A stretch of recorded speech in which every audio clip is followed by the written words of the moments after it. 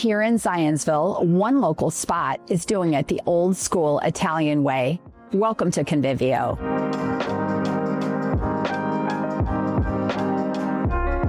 Today, I am at Convivio restaurant in downtown Zionsville with the co-owner and founder, Andrea Milani. Andrea, thank you for taking time to talk with us. I need to tell you, this is one of my favorite restaurants.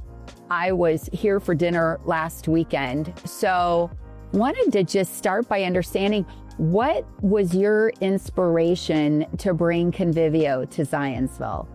Well, Convivio started in Carmel, and then we had an opportunity here to take over the previous restaurant. And Zionsville has always been kind of an appealing community, number one, because there are only a few villages like Zionsville. So to position Convivio here, I think it was the perfect match. Because we provide that artisan Italian cuisine type of style, so I felt like it was perfect. How do you balance a traditional menu, so those favorites are always on the menu, but also having things that are fresh and new when people come in? Well, it's a very interesting question. I think it also, to add to that, is the ethnic element, bringing a cuisine that is from another country. It's not always easy. You kind of want to make sure that what you bring, it actually gets accepted by the community or of the clientele that you have. We do have a philosophy behind everything we do, and we try to stick with that. Ultimately, we want to stay true to, in our particular case, we focus on fresh pasta.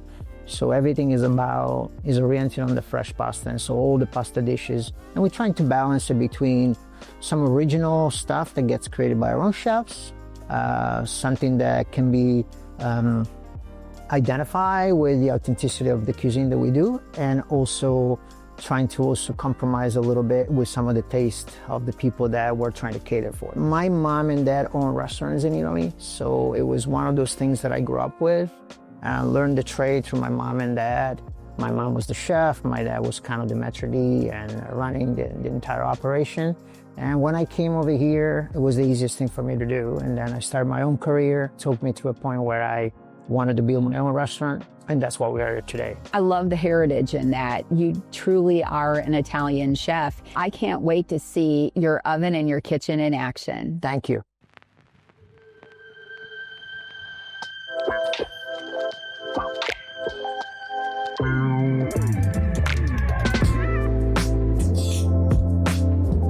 So first thing we'll do is we'll grab our dough over here. This is 00 flour. Okay. So it's similar to all-purpose flour, but it's just milled a lot finer.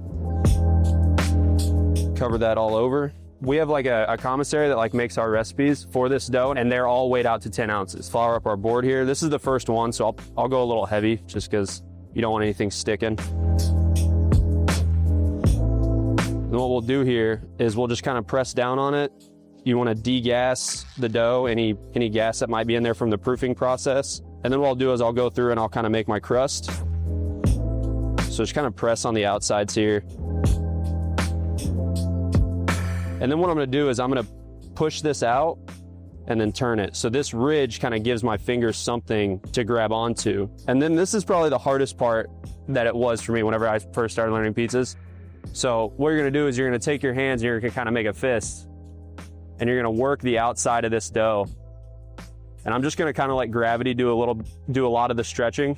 And basically what I'm going for here is just to get the size that we're looking for. It's all based on feel. Tomato sauce, dump all this on there. Get all that. We're just gonna go through and just kind of spread it all around. That's really pretty. You wanna leave, about like the ridge that we made. This is our Parmesan. So I'm just gonna sprinkle this around.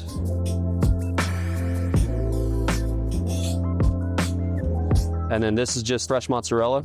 And I think you use something called a pizza peel. Yeah, so these are our pizza peels. I'll take some flour and I'll just kind of flour the peel a little bit. Whenever you lift this up, see? But then we can just take it. The nice thing too is you can fix it while it's on the peel.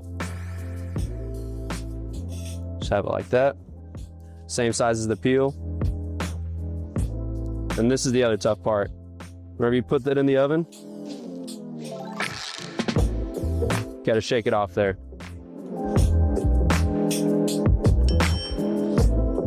pick this up, slide it right down there on our plate, and then we'll finish it off with some more of that grated Parmesan. And then here we've got some nice fresh picked basil. Fantastic. And then to finish it off, extra virgin olive oil. Beautiful.